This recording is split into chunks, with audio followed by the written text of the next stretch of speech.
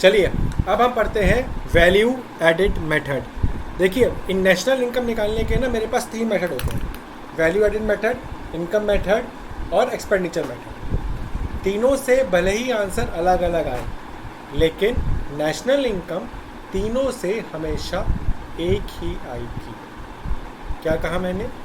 मेरे पास national income निकालने के 3 मेथड होते हैं। पहला वैल्यू एडिड मेथड, दूसरा इनकम मेथड और तीसरा जो होता है वो होता है मेरा एक्सपेंडिचर मेथड। तीनों के अपने अपने आंसर्स हमेशा एक ही आएंगे। ठीक है। वैल्यू एडिड मेथड से आपका आता है GDP at market price. Income method से आपका आएगा NDP at market price, NDP at factor cost sorry. और वहीं पर एक्सपेंडिचर मेथड से आपका आएगा जीडीपी एट मार्केट प्राइस। ठीक है। क्या कहा मैंने? वैल्यू एडिड मेथड से आपका आएगा GDP at market price, income method से आपका आएगा एनडीपी एट फैक्टर कॉस्ट और एक्सपेंडिचर मेथड से भी मेरा आएगा जीडीपी एट मार्केट प्राइस। तो तीनों के अपने अपने आंसर तो सेम आएंगे। ठीक है। तीनों के अपने अपने आंसर अलग अलग आएंगे, लेकिन नेशनल इनकम हमेशा एक ही आएगी, चाहे आप कोई भी मेथड अडॉप्ट कर लीजिए। आप जो भी मेथड अडॉप्ट करेंगे, लास्ट में आपका आंसर जो नेशनल इनकम है वो तीनों मेथड से एक ही आती है। ठीक है, वो एक ही आएगी। अब वैल्यू एडिड मेथड का क्या मतलब है?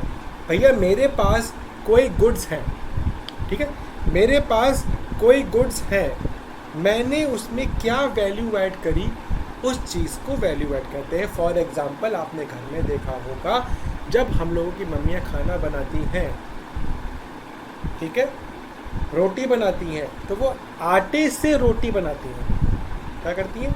आटा लेती हैं, उससे रोटी बनाती है, मतलब उन्होंने आटे में कुछ वैल्यू एडिड करा।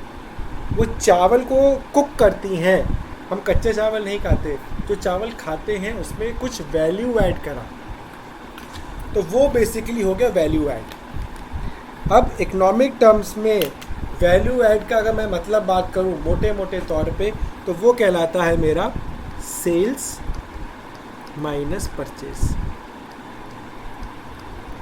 ठीक है, सेल्स माइनस परचेज को मैं कहता हूं क्या? Value added. ठीक है। फॉर्मूले की बात करूं तो value of output minus intermediate consumption. ठीक है, अगर मैं फॉर्मूले की बात करूं इसके, तो इसका जो फॉर्मूला होता है वो होता है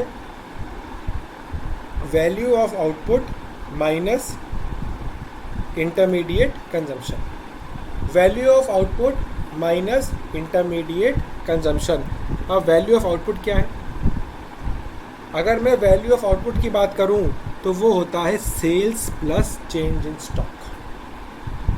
ठीक है, sales plus change in stock. और इंटरमीडिएट कंजम्पशन का मतलब क्या होता है? इंटरमीडिएट कंजम्पशन का मतलब होता है परचेज। ठीक है, मोटे मोटे तौर पे होता है परचेज, डिटेल्ड रहने दीजिए, आप सीधे परचेज पे चले जाइए। ठीक है, इंटरमीडिएट कंजम्पशन हो गया परचेज, और वैल्यू ऑफ आउटपुट का मतलब हो गया sales plus change in stock and purchase. अब ये चेंज इन स्टॉक क्या होता है? देखिए, difference between closing and opening stock. Difference between closing and opening stock is known as purchase, sorry sales, change in stock, sorry yes, change in stock. Difference between closing stock and opening stock is known as change in stock. इन दोनों के difference को आप sales में plus कर देंगे तो आपको वैल्यू ऑफ आउटपुट मिल जाएगा, और परचेज में सिर्फ परचेज होता है। यहाँ पर 2 चीज़ें आपको ध्यान देनी है, बहुत ही इंपॉर्टेंट है, ध्यान से सुनिएगा। सेल्स के अंदर डोमेस्टिक सेल और एक्सपोर्ट भी आता है। ठीक है, जो मेरा सेल्स है ना, सेल्स स्क्रीन पे देखिए, थोड़ा सा मैं साइड में लिख देता हूँ, अच्छे से लिख देता हूँ, 1 मिनट।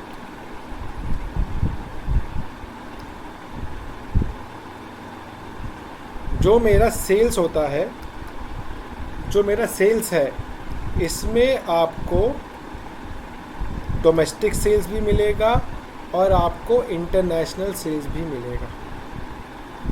ठीक है, जो आपका सेल्स है उसमें आपको डोमेस्टिक सेल्स भी मिलेगा और आपको इंटरनेशनल सेल्स भी मिलेगा, मतलब आपको एक्सपोर्ट भी मिलेगा।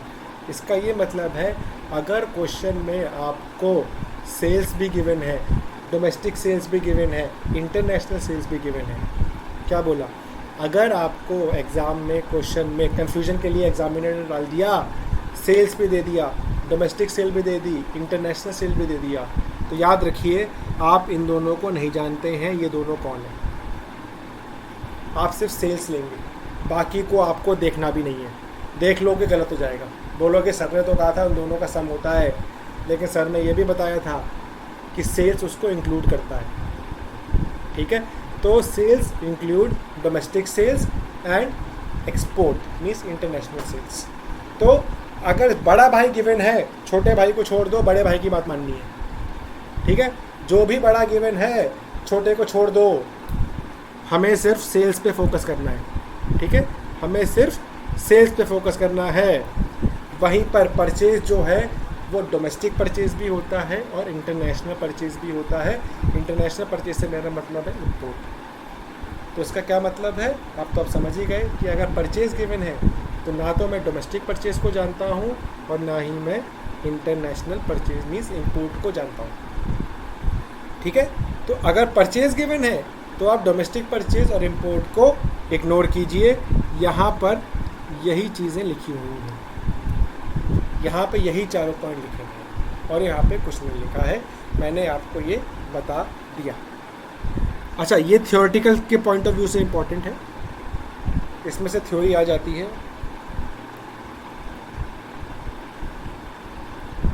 जो प्रिकॉशंस हैं इससे थ्योरी वाले क्वेश्चंस बन जाते हैं, तो इसको आप अच्छे से याद कर लीजिएगा।